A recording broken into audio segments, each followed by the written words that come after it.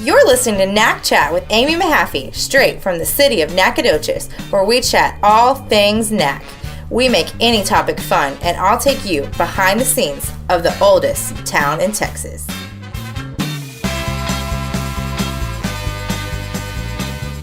Hi everyone, this is episode 2, and we are very, very excited today to have City Engineer Steve Bartlett here to discuss some very exciting things about the upkeep of the city and kind of how and why we make the decisions that we make. So I'm really excited to hear from you. Welcome. Thanks. To kind of tell all of our listeners at home who you are and what you do. Well, I'm the city engineer, so I'm over all of the public works activities that we do, and also things like the landfill and the technical parts of the airport and that. But generally, all the streets and the water and the sewer systems are all things that we kind of have oversight of. And today's topic is streets, and kind of we're gonna discuss some other things as well. But I really want to start with streets and kind of get into why we do what we do, how we choose what streets to maintain. We get calls a lot about why haven't you fixed this pothole, and why is there so much construction here, and why aren't y'all doing this? And so I want to kind of give us a platform to clarify some of the reasons why we have done the things that we do. So I'm going to just let you kind of jump off. Well, and it's a constant struggle just to keep everything maintained. We don't have a lot of funds. We've got over 144 miles of streets alone just in the city. And we have funds to maintain just a few of those at a time. So it's a struggle of prioritizing things, figuring out which streets are necessary versus which streets are not necessary this year. And of course, if you live on that street or you drive this street, it becomes the priority to you. And so everybody certainly has an opinion about all this. So we spend a lot of our effort every year evaluating all of our street systems, taking a look at them, everything from plotting where every pothole that we fix all year long is plotted in a map. Wow. In a computer program, and we do density tests to kind of see where the highest density of potholes are in the city, and that helps us focus what little dollars we have towards the streets. In this fiscal year, we have about $1 million to spend on streets. Wow. That's actually unusually high. We've been as low as $250,000. So for 144 miles of streets, when a street costs $100 a foot to build, you don't get to do very many feet of streets. Well, and you said something I think is interesting, 144 miles of streets, which doesn't sound like a lot when you think about all the little streets within the city. But they're not all our streets. Correct. And most of the major corridors, North Street, University Drive, Main Street, Austin Street, even Shawnee Street, are actually state highways. They're in the state highway system. State of Texas or TxDOT maintains those. They oversee them. They permit activities and utilities along them. So you may call me about a street problem on University Drive. We'll transfer that problem to the state and try to get it fixed for you, but it's actually not our crews doing it. So we're constantly interacting with the state on a daily basis. So yeah, uniquely said, most small rural towns, a significant part of their major corridors are actually state of Texas. Right. And I think, how do you view yourself in the kind of the middleman? Because you get the calls. Yeah, and you like talking to the public. We're kind of the liaison, I guess. Sure. Folks at TxDOT here in our local area office are great folks, and the Lufkin office are great folks, but it's not always easy to get a hold of them. It's not easy to find the person, and so a lot of times we play the role of just being, hey, I see you in Kroger and I've got a problem here. And so we handle that, and half the time folks don't know that we're handing it off to TxDOT. But I love that you said in Kroger, because our office is very approachable, and that's something that we like to be very proud of. And I think sometimes people don't feel like they can call and ask those types of questions, but I hear you daily. You're right down the hall from me every day, discussing and explaining things to folks. And so well, we always joked I get more complaints in the parking lot at church than I do here at the office sometimes. So we've actually developed apps now that we have on our phone and our iPads. And so I literally, jokes aside, can be in the church parking lot and get a complaint from somebody. And before I leave, we can register it in and get a work order sent and have a crew out there on Monday without me having to remember, because we probably don't want to rely on me remembering all this. No, definitely not. So we've actually upgraded our technology so that we can do that. We can do that. And respond to it, because it can be daunting, the hundreds and hundreds and hundreds of things that people call us about and try to keep track of it. So. Well, and I know we're very customer service oriented, and you said, everybody's priority is the street that they live on. And that can also priorities shift based on how people get to and from where they're going. And Absolutely. so talk a little bit about how a biker or a pedestrian might have different needs than somebody who primarily drives a vehicle. And it's certainly in the last decade, it's become a more of a focus for all cities, not just Nacogdoches, on being multimodal, as they say. So we handle bike and pedestrian traffic as well as regular vehicle traffic. So we've become a little more aware of needs to accommodate those avenues as well. Again, it's always a budget restriction, so we're always fighting for dollars to just not just fix the potholes, but now the demands for more sidewalks and the demands for more trails and bike lanes really have stressed our budget even beyond that. So just like we do for streets, where we go through a grading and evaluation process where we need to spend our dollars the best, we're doing the same specifically right now with sidewalks. Sidewalks has become an item of big interest. In the last 6 months, we've held a number of public workshops, public meetings, where we've gotten feedback from the community. It's very purposely done to try to find out where folks want sidewalks, not just leave it to a few bureaucrats to determine where the best place to walk is. So we can all look at pig trails that are worn outside the curb and know that that's a good probable place. But what we want to do is spend the limited bucks that we have for this in the right place, because truthfully there are some streets that probably don't need a sidewalk today. The sidewalk to nowhere. Exactly. I lived on a street in town. It was a dead-end cul-de-sac street, and you could almost play in the middle of the street safely. And I'm being facetious, but the point is, it was not unsafe to walk that street. It's not a good use of our resources. And to spend $100,000 on a sidewalk as opposed to a Reggae Street or a North Street would be better dollars. How much sidewalk does $100,000 get me? Sidewalks can. Let me answer it a little differently. Sidewalks. When they have to be retrofit into an old street system, and we're oldest town in Texas, so oldest streets in Texas, I guess, is often difficult and expensive. And so a sidewalk can cost anywhere from $35 a foot, a running foot, to $100 a running foot. We just completed about a mile in the southwest part of town. It was averaged about $100 a foot to put the sidewalk down. Why?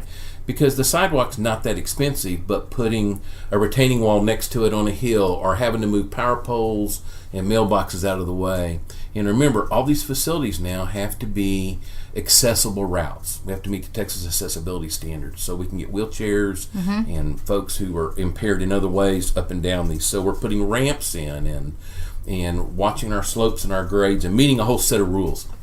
They're certainly warranted. They're great ideas, but they cost money. Sure. So $100,000 doesn't buy very much sidewalk, Amy, to answer your question. And so we're currently seeking, and the public's asked for this, seeking every grant opportunity we can find and opportunities of other funding. And I'll tell you that right now we have, and this is in response to the 3 largest priority areas that our public meeting feedback gave to us. We are looking at a sidewalk project along North Street as our number 1 project, which would go from Austin all the way to the North Loop, right in front of Walmart and tying at the hospital. That is a project we're looking for funding, competing for funding through the state for. Probably about 120 folks will compete for funds and 20 will get awarded. So we feel real good about our chances this year, but that'll pay for about a $600,000 sidewalk there. Wow, okay. And that's just one side of the road. Okay. We're also trying to pursue 2 other sidewalk projects that I think we're very close to acquiring the funds for, again, through some state monies. One will be along University Drive from Main Street going south past Pilgrim's Pride. We have a lot of walking traffic there, workers at Pilgrim's Pride and in that community.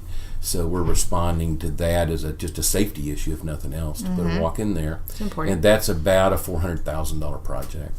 And then a third project along a portion of Pearl Street. Now, we've done some sidewalk last year in front of some of the new apartments that were put there. So we're looking at continuing basically from the farmers market and going north, possibly to East College. And that's going to be another $400,000 project. So that's great. So all in all, we're going to try to do well over $1 million worth of sidewalk improvements, and I hope we're going to be able to do it without using tax dollars to do it. A lot of people don't understand how we're funded in the city, and I know, Amy, you encounter this too, but we work out of a general fund, which is your tax dollars, your sales tax, and your property tax goes into a general fund. We use that for streets and sidewalks, but it also competes with fire trucks and the library and tons of other things, all that are important and all that are necessary. We pay for water and sewer lines out of enterprise funds, meaning when you pay your water bill, that money goes into a different bank account and can only fund work for water lines and work for water treatment and water wells. I can't use your water bill money to pay for sidewalks, and I can't use your tax money to pay for water lines. So our accounts are split, and this is law that we're following. So when I say our funds are limited, they're limited in little groups or little purses, which makes it even more. So if water utilities is very lucrative this year and we're doing very well, people are buying a lot of water, I can't use those excess funds to build sidewalks. So. Sure. Well, we are very excited about the prospects that you've mentioned today, and I think that we'll just continue to work toward a very walkable city, and it's certainly a challenge, and some communities are very lucky in that they have other ways of getting these funds, and they're sometimes more competitive in these grant processes. Sure. Because they're connecting sidewalks and they're making bigger connections, and we are kind of starting from scratch in a lot of ways. And so I hope to hear good news, and maybe you can come back on another show another day and tell us about all the plans and give us timelines, and we'll have really great news to share with all of our walkers and bikers and listeners at home. Yep, thanks for having me. With that, I'm very excited to welcome Larissa Philpott back for our favorite segment. Time for the rumor mill. Yes, this is the best part of the whole podcast. Super fun.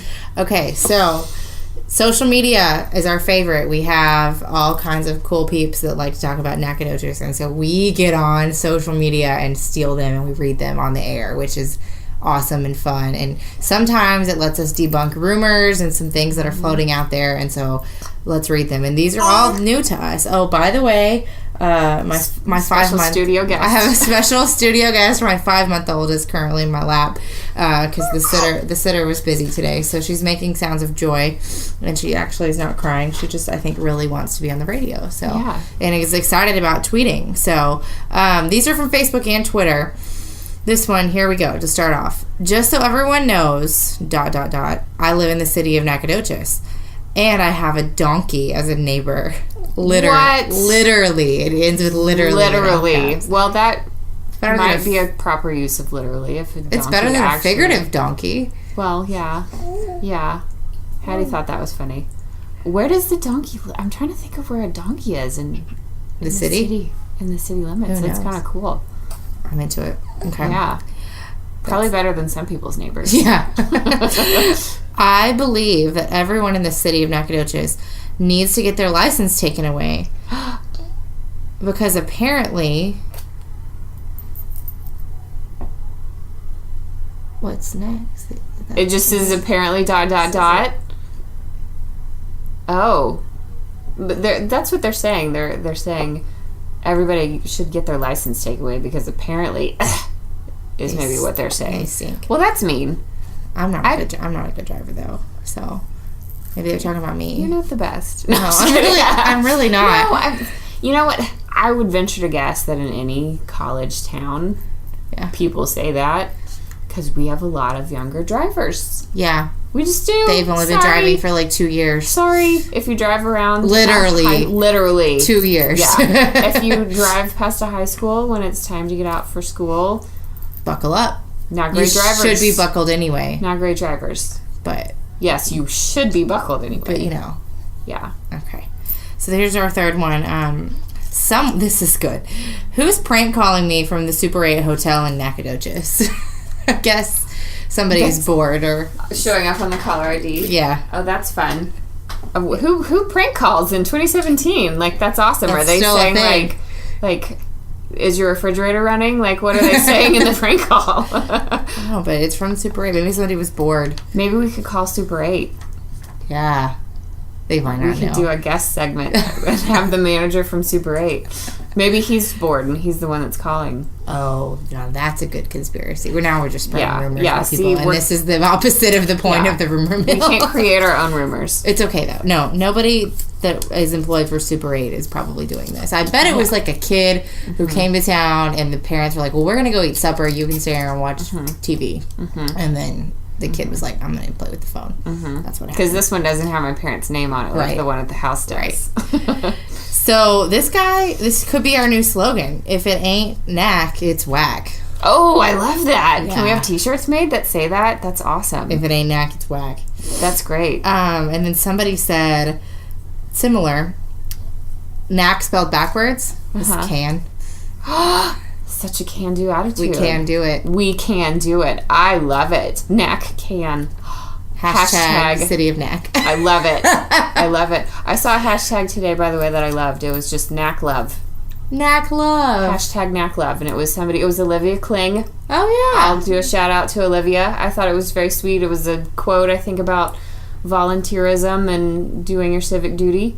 And she did hashtag Knack Love. And I thought that was great. We do live in a very... When I moved here, I was shocked at how community-minded this town is. They're very into fundraisers and giving back to, like, the Helping House and Harold's House and all of Love Inc. and all of these really great organizations that help people, and the people in this town really recognize that. Yeah. So, hashtag Knack Love. Yeah, how about if you see something great going on, you want to shout out to your favorite organization, or you went to a great nonprofit event, or you just saw something nice and cool and neighborly and makes you love Knack, tweet it or Facebook it at hashtag Knack Love. Knack Love. And then we can get some for this next segment next time. Yeah, they don't all have to be mean. I like the nice ones. No, I like the nice ones too. This one, I love. This was me in college, for sure. I'm more stressed out about which party in Knack to go to than school. Oh, yeah. Well, that's good. That means they're doing well in school, right? I would hope. Yeah, or the good. opposite. It's one way or the other. Yeah. Well, so either they're not stressed about school because they're so prepared, or they are just awesome. They're and ready don't really to party care about school. But I'm glad that they have a booming social life. So yeah, hey, that's an important part of college, is to learn how to be an adult and build your social circle as an adult. Balance your time. Yep, exactly. Love it. Well, hashtag Knack Love. We're peacing out. Thanks for joining us. Bye.